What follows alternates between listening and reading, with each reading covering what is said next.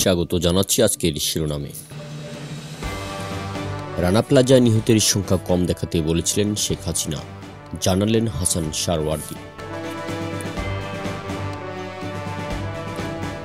সাবেক ডিবি প্রধান ও তার স্ত্রীর বিদেশ যাত্রায় নিষেধাজ্ঞা।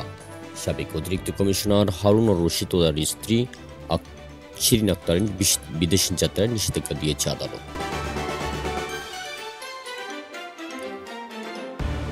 উদ্ধার বন্ধ করে আটকে পড়াদের চাপা দিতে বলেছিলেন শেখ হাসিনা, সাবেক এসএসএফ প্রধান।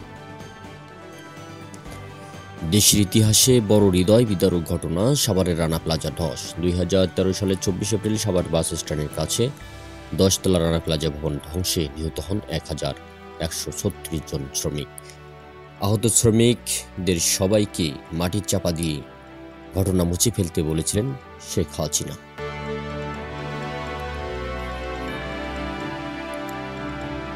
জামায়াত শিবিরের নিষিদ্ধের প্রজ্ঞাপন প্রত্যাহার। জামাতে ইসলামী এবং তাদের ছাত্র সংগঠন ইসলামী ছাত্র শিবিরকে নির্বাহী আদেশের নিষেধ প্রজ্ঞাপন প্রত্যাহার করা হয়েছে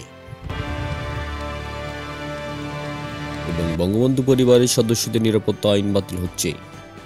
2009 সালে আওয়ামী লীগের সরকার গঠন করে জাতির পিতা পরিবারের সদস্যদের নিরাপত্তা আইন 2009 প্রণয়ন করে বঙ্গবন্ধু শেখ মুজিবুর রহমানের জীবিত দুই কন্যা সাবেক প্রধানমন্ত্রী শেখ হাসিনা ও শেখ রেহানা এবং তাদের সন্তানদের আজীবন বিশেষ নিরাপত্তাও নিশ্চিত করা হয় এই আইনে। সাকিবকে নিষিদ্ধ আরও পরে জানালেন বিসিবি।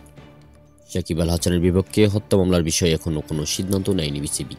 তাকে নিয়ে সিদ্ধান্ত আরও পরে নেবে এমনটি ইঙ্গিত পাওয়া গেছে। ধন্যবাদ এতক্ষণ শিরোনাম সাথে থাকার জন্য। সবাই সাবস্ক্রাইব করে উৎসাহ দিন।